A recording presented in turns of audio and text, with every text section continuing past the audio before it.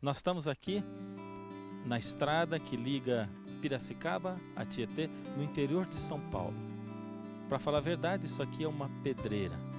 Mas se você olhar melhor para toda essa formação rochosa, isso aqui é um tipo de formação geológica que recebe o nome de subgrupo Irati.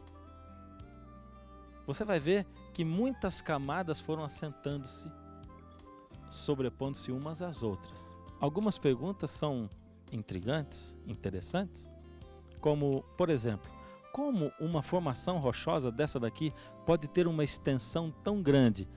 Aliás, ela se estende por mais ou menos 1 milhão de quilômetros quadrados, em locais como o estado do Mato Grosso do Sul, Paraná, Santa Catarina, Rio Grande do Sul, Goiás e até mesmo parte do Uruguai e da Argentina. Quanto tempo será que tudo isso levou para chegar no lugar em que está? Será que nós podemos encontrar alguns fósseis aqui no meio? Será que a criação de Deus tem alguma coisa a ver com isso? Hoje eu tenho o prazer de estar aqui nesse monumento geológico com o Dr. Naor Neves de Souza. Ele é geólogo. Doutor, é um prazer tê-lo aqui conosco, poder recebê-lo no Está Escrito. E eu tenho algumas perguntas. A primeira delas é a seguinte: quanto tempo deve ter levado para que essa formação geológica ou rochosa se depositasse aí dessa maneira?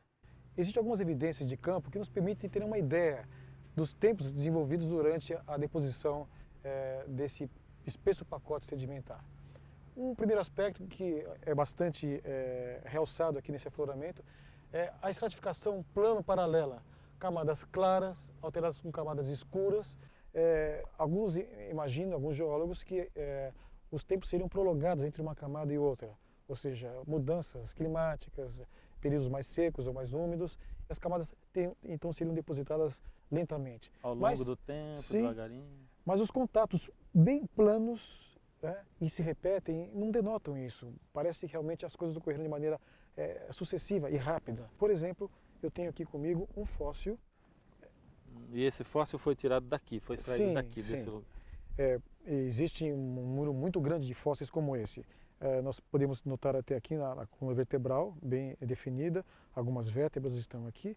Esse fóssil representa um réptil que viveu e foi rapidamente soterrado aqui no passado. Imagine a extensão dessa camada, as distâncias realmente consideradas, a espessura em torno de 100 metros essa formação tem, em média, e a extensão de 1 milhão de quilômetros quadrados, repleta de fósseis, né? Esses animais estão aqui, inclusive para estarem aqui como fósseis, eles tiveram que ser rapidamente soterrados, senão não teriam sido preservados. Mas doutor, quando a gente ouve o senhor dizendo que tudo isso aqui deve ter sido depositado assim de uma vez só, a gente talvez passe pela mente assim que essa rocha tenha vindo e se depositado aqui, mas como 1 milhão de quilômetros quadrados, é impossível que isso aconteça. Como pode ter sido tudo isso misturado de uma vez só, ter sido depositado assim em camadas que se alternam, cores diferentes, camada clara, camada escura? Como esses grãos teriam se depositado assim em camadas? Bem, nós estamos aqui, como já foi comentado, numa parte do grande subgrupo Irati. Na realidade foi o mar Irati. Esse mar vasto, ele atinge uma área imensa. Mas como podemos imaginar um mar com uma deposição assim desse porte? Os mares hoje que nós conhecemos não estão favorecendo deposições como essa.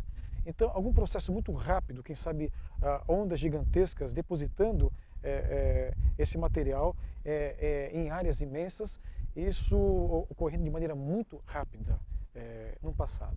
Quer dizer que, embora a teoria hoje mostre que foram milhões de anos, nós estamos vendo aqui com os nossos próprios olhos que não, foi instantaneamente que isso aqui deve ter acontecido. Na realidade, quem sabe algumas camadas um pouco mais espessas pode ter ocorrido uma superposição, mas a maneira como elas estão alternadas, mesmo as camadas de maior porte, elas têm características semelhantes às laminações bastante delgadas que nós estamos vendo aqui. Eu creio que existe uma outra fonte de informação. Isso aqui só pode ser produto de uma catástrofe, algo rápido que não está acontecendo nos nossos dias. Mas não é catástrofe pontual, ela é muito abrangente. Será que nós poderíamos então nos reportar ao dilúvio universal segundo é descrito na Bíblia? Eu não vejo nenhum problema em associarmos esse afloramento e outros congêneres que nós vamos ver. Devido ao tamanho, inclusive, a extensão 1 milhão de quilômetros quadrados. Sim, e vamos notar que camadas semelhantes a essa ocorrem em toda a superfície da Terra, mostrando que, de alguma forma, o fenômeno que atuou aqui atuou também em outras partes da Terra. Ou seja, são fenômenos geológicos globais, que realmente se manifestaram em toda a Terra de maneira muito rápida. Essa visão ela é totalmente compatível com o relato bíblico do dilúvio.